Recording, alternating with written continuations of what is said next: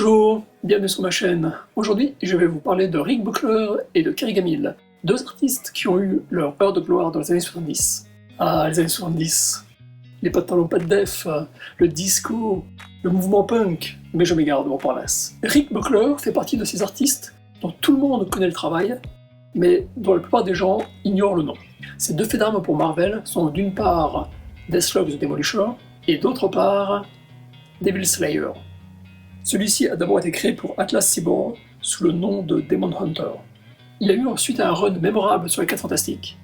Puis il a dessiné The Death of Jean the Wolf pour Peter Parker The Spectacular Spider-Man.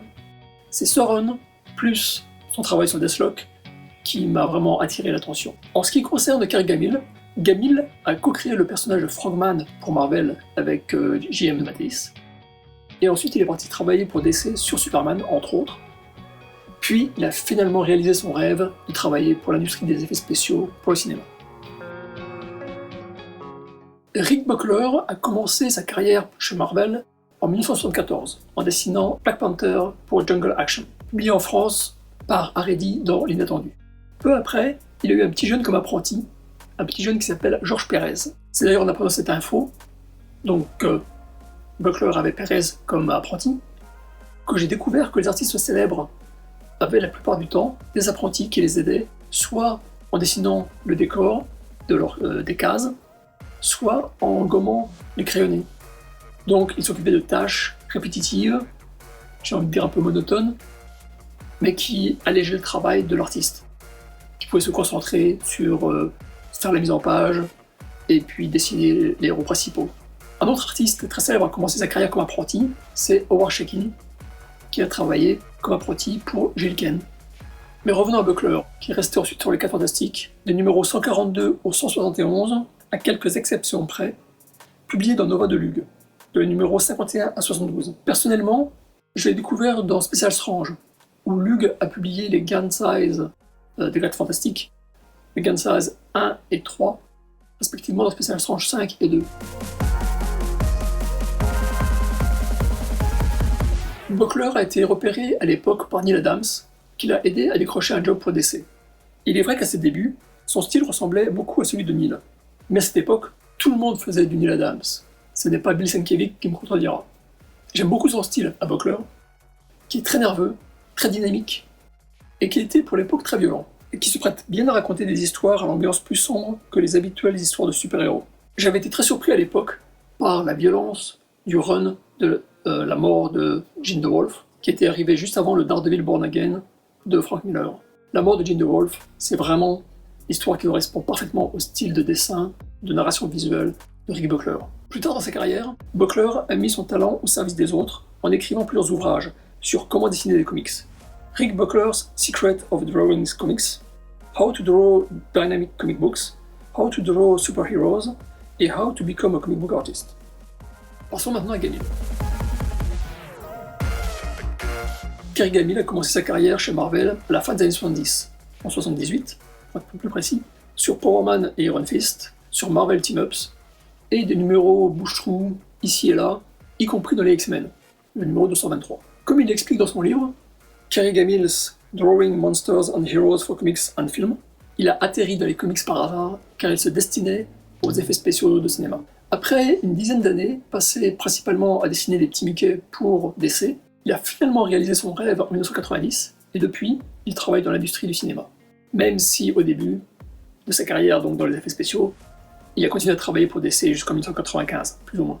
J'ai découvert le travail de Kerry Gammill dans Power Man et Iron Fist, publié à l'époque par Haredi dans Thor Nouvelle Formule, et ça a été un coup de foudre immédiat. Dessin réaliste, découpage très cinématographique, et une propension à dessiner des histoires avec une ambiance sombre, limite film d'épouvante, m'ont conquis à l'époque.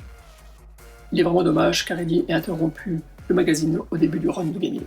Si vous voulez en apprendre plus sur cet artiste, je ne peux que vous recommander son livre, où il donne une grande interview, et qui contient des dizaines de dessins, d'esquisses, à la fois dans les comics et son travail pour les effets spéciaux. En faisant des recherches sur Buckler pour cette vidéo, j'ai découvert avec surprise qu'il a la réputation de copier le travail des autres artistes, ce que les Américains appellent faire des swipes. Par artiste au pluriel, il faut bien comprendre en fait qu'il s'agit de Jack Kirby.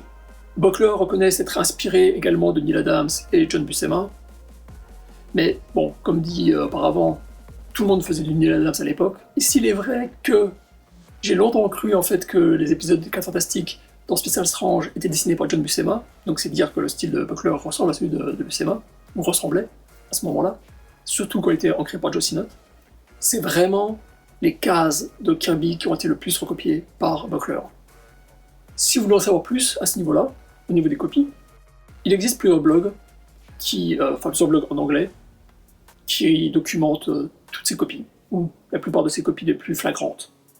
Je vous mets les liens dans la description de la vidéo. Le magazine Comic Journal a été le premier, en fait, à faire un article et à dire donc officiellement, à mettre sur la place publique ce problème de copiage, en qualifiant Buckler de plagieur en août 1983. Suite à quoi, Buckler a porté plainte pour calomnie, libel en anglais, en janvier 1984. Cependant, il a retiré sa plainte en juillet 1984, donc la même année, quelques mois plus tard. Voilà, c'était une courte vidéo pour vous faire découvrir ou redécouvrir ces deux artistes qui m'ont enthousiasmé dans mon adolescence.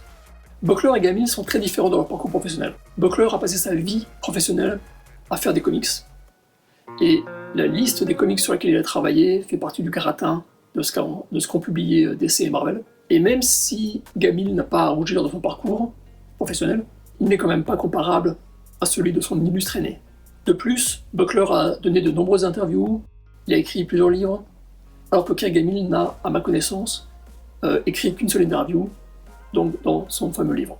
Tout semble les séparer, et pourtant je trouve qu'ils sont le produit de leur époque.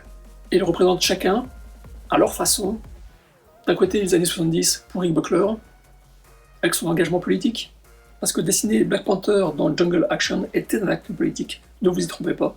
Son côté Neil Adams, assumé, et son côté social. Tous les livres qu'il a écrits pour aider les jeunes artistes débutants.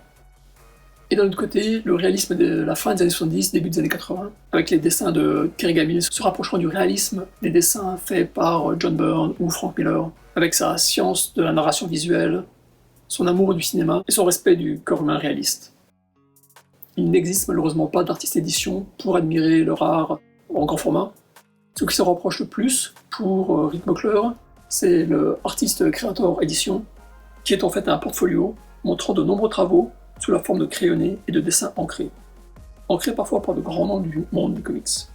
Quand on s'intéresse aux comics, il y a les superstars, genre Gil Kane, John Byrne, Neil Sienkiewicz, qui brillent de mille feux, et de temps en temps, il y a une étoile filante qui traverse nos magazines à toute allure, nous laissant émerveillés.